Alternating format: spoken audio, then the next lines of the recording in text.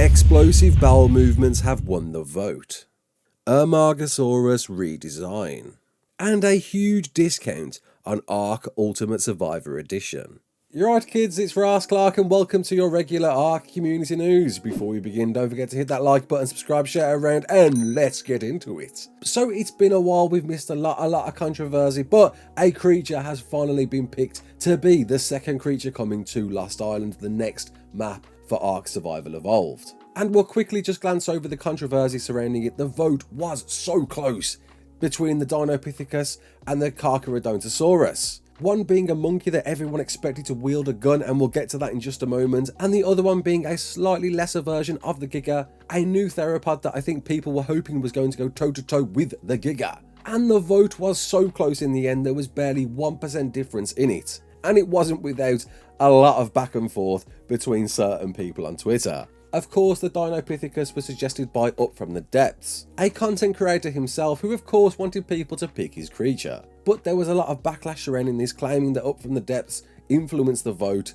to ensure the Dinopithecus won. Now, it could be argued that was the case, but if you was in that position and it was your creature, you would of course want to be shouting it from the rooftops and get people to vote for your creature. However, it did get a bit ugly on Twitter. A lot of people were angry surrounding this vote and that it was being influenced somewhat by a content creator. But ironically, the hate and angry tweets against this submission only spurred on the vote for the Dinopithecus to win even more.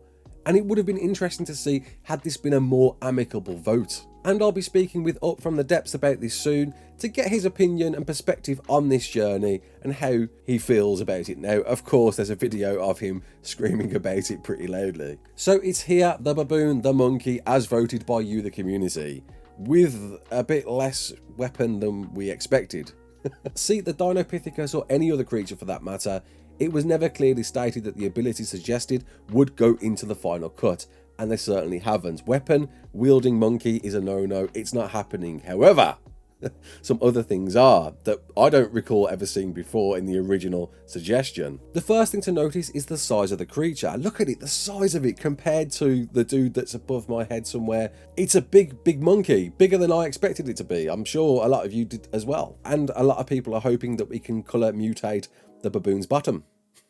And speaking of bottoms, we've moved from weapon wielding memes now to turd tossing memes. That's right, the Dinopithecus will be flinging its feces at you with more than just food in that feces. In the wild, they are going to be very pack orientated, as expected from monkeys, with a selected alpha Dinopithecus in charge that when slain will make all the rest of the monkeys really easy to kill. They are going to be excellent climbers. They're going to be able to shimmy up sheer cliff faces and leap between trees, so expect something similar to a cross between a Thyla and a rock drake. I'm expecting. But as the devs say, their feces is what really sets this species apart. They've managed to weaponize a parasite in it that disables tech. What? So there's still more to talk about their feces, but the big thing, their feces can disable tech. Poop disabling tech. What? And reading this, it sounds like if you tame one, you'll be able to summon smaller monkeys, a small troop at your disposal.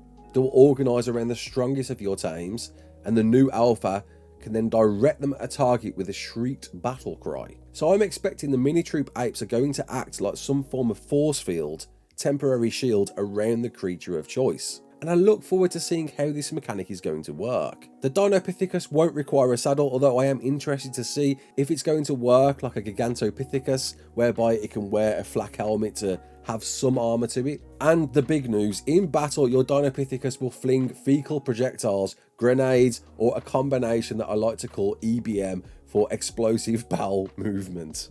So what we can expect here is, yes, the Dinopithecus won't wield weapons. That suggestion that I think a lot of people voted for is not a thing. It's not happening. They won't wield guns, but they will wield grenades, and it seems to be a variety of grenades, from normal feces that I think might work similar to a chalice, to explosive feces, to EMP feces that's going to knock out tech. Insane. And really interested to see how this is going to work and how overpowered this is going to be. It could really be. How much tech is this going to be able to knock out? Is it going to be able to knock out tech generators is the one. That's the big one. If you have the ability to do that and take a base down with no tech jennies. Woof, that's a big deal, and further encapsulates the lack of tech they want within this new map, the Lost Island.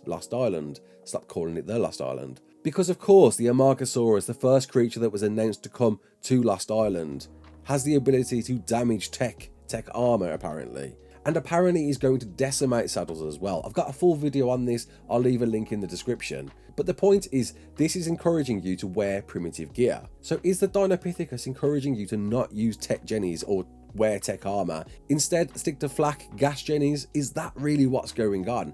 We'll have to wait and see. And speaking of the Amargasaurus, it's had a redesign. It looks a bit different to the pictures we first saw a few weeks ago. Here's the head quite elongated and the spikes are quite prominent, whereby in this redesign, which I'm guessing Mr. Fuego has put together this once again, it's got quite a meatier, fatter head and the spikes seem to be a bit more thinned out. What's more, we get a small glance at the Lost Island map. Yes, not a lot, but we can see it's quite a jungly biome, and expected so, with many vines for our new baboons to swing from. We can see a few Amargasauruses there in the background, but not much else is revealed in this picture. But at least now we've got a good depiction of what it's going to look like, a bit meatier than we first thought. So the community crunch that of course dropped this news last night didn't stop there. There was of course news about the beginner server wipe, the beginner servers that you can play on before you want to progress to the big official servers that have limited functions such as capped levels on characters and creatures. Well, it's going to wipe on August the 6th at 1 PM Pacific, so you've got until then to move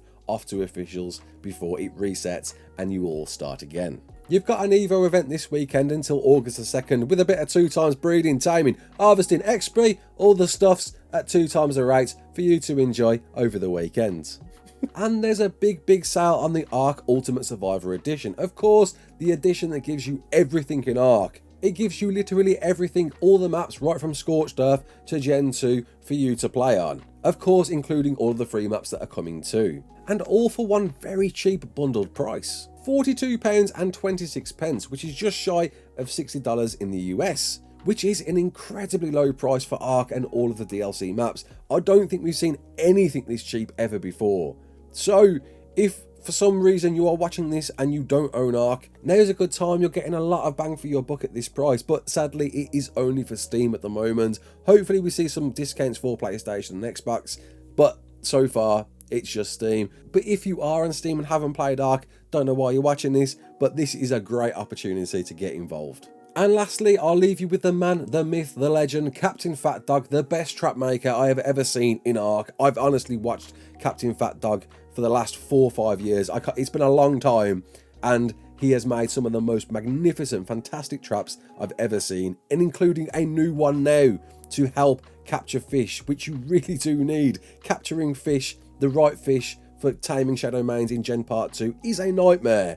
And Mr. Captain Fat Dog has been working hard on the ultimate trap, which you've got to check out. I'll leave a link to this in the description. And while you're at it, go and watch all of his videos, study them, learn them, have them imprinted in your mind when you're playing ARK, because these are the traps you need to know about. And that's it. I hope you enjoyed this. If you did, comment below, let me know. It's good to be back. I've been off for a week on holiday, and it's good to be back getting through the news, and there is so much more to cover. Of course, an interview coming up with the person who suggested the Dinopithecus, Mr. Up From The Depths, which I'm looking forward to, and I hope you are too. Are you happy about the Dinopithecus being the second creature for the Lost Island? What's going to be the last one, the third final pick? Is it going to be, potentially, the Carcharodontosaurus, as it was so close in the vote? Or is it going to be a brand new one, handpicked from the devs? We'll have to wait and see.